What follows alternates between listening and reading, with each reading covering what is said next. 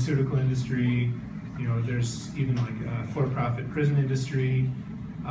All of these industries, they pay millions of dollars every year towards lobbying for influence in the political process.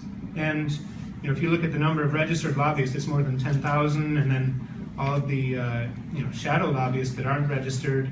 And so my question is, how can we return the political process to people, and so that we can be sure that the political process represents the interests of people and not the interests of these powerful corporations?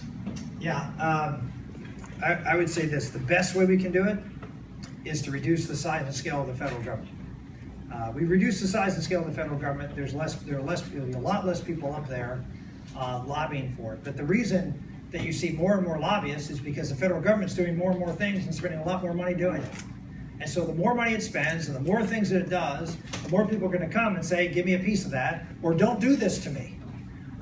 You look at a situation like Dodd-Frank, for example, which is this explosion of regulation and all the costs associated with it.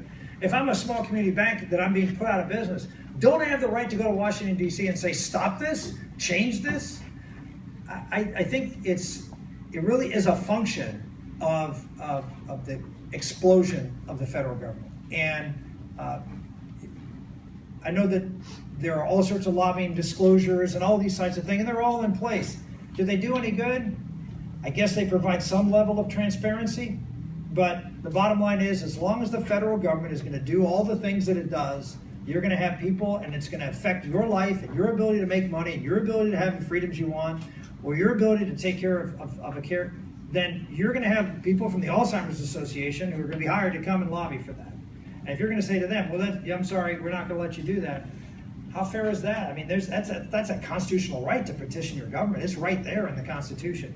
So it really is an issue of the size and scale of government. Yes, sir, on the other.